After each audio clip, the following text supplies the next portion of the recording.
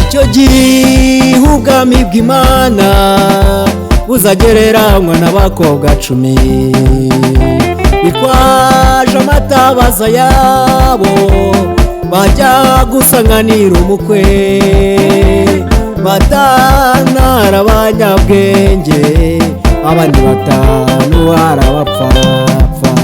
icyo gihe ubwami bw'Imana buzagereranywa n'abakobwa 10 bitwaje amatabaza yabo bajya gusanganira umukwe, batanara abanyabwenge abandi 5 ari abapfapfa.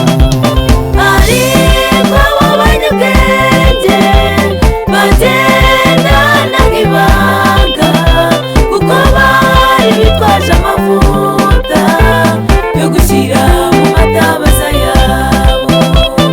ariko abo banyabwenge bagendana nk'ibanga kuko bari bitwaje amavuta yo gushyira mu matabaza yabo.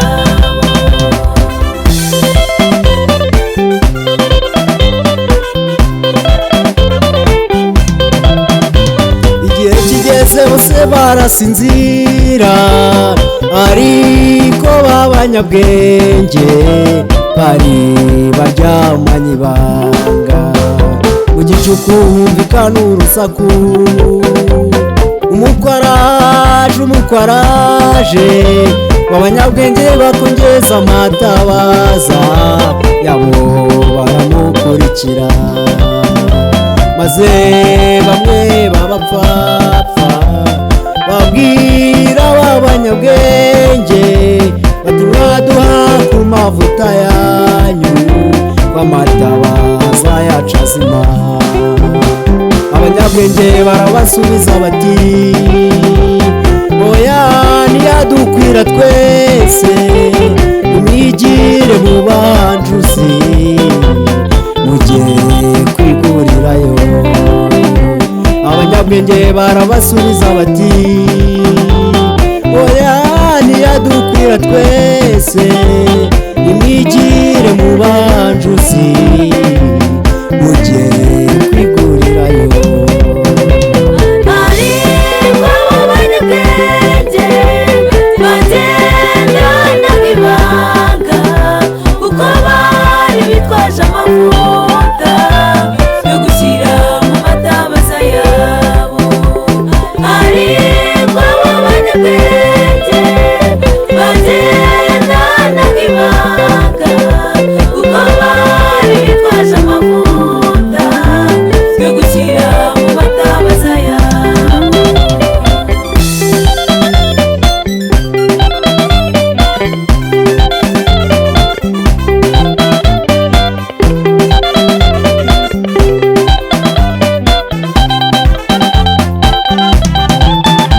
byarangiye bagiye mu bahanjuzi, baje basanga umukwe yakinze, barataka cyane ngo bakingurirwe, nawe ati mugende sinigeze bamenya.